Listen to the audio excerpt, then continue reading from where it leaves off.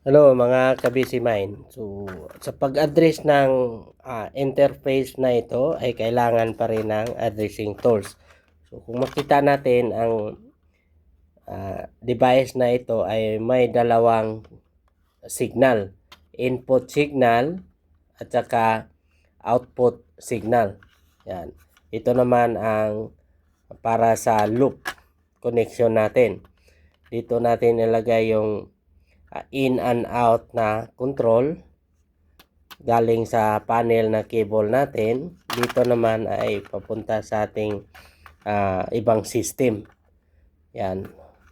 So ang interface module na ito hindi pa rin gagana kapag hindi na-address.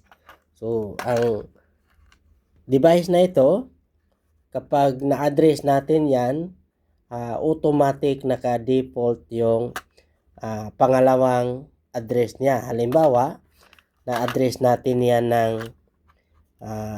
number 1 na address. So, automatic gagana ang address number 2. Kasi dalawang signal ito. Input at saka output.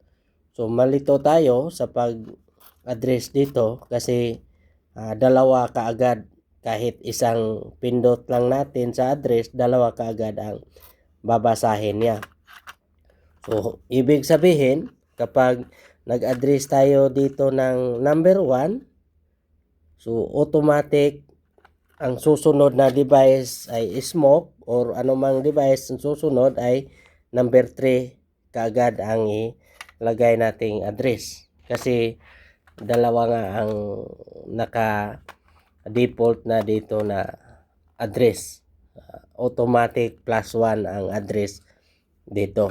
Yan ang design sa device na or brand ng fire alarm system na ito. So dito, tatanggalin lang yung socket. Yan, tanggalin natin.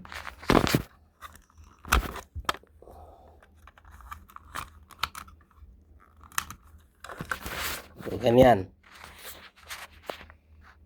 So, tanggalin lang yung loop na terminal tapos i-address natin. So dito ganun din, pindutin natin yung P. Yan. Lagay natin yan ng 2 na address. Scroll up natin to, tapos check natin P. Okay natin. Tapos check natin kung umilaw ba. So pag umilaw, gagana na yan. So ibig sabihin, yung umilaw na yan ay number 2 na address kasi ito yung setup natin. So malaman natin na dalawa ang naka-address dito kahit isa lang ang address na inilagay natin. So dito makikita natin sa monitor or sa tools niya. Tingnan natin. Yan, isa lang umilaw. Kapag pindutin ko yung scroll down, yan, or up, walang problema, gagana yan. Dalawang ilaw. Yan. Kita natin. Yan. So, ibig sabihin, dalawa ang naka-record na address sa device na ito. Okay? Kung may idea din kayo sa mga fire alarm system, paki-share naman sa comment section. Okay? Bye-bye mga ka-busy mind.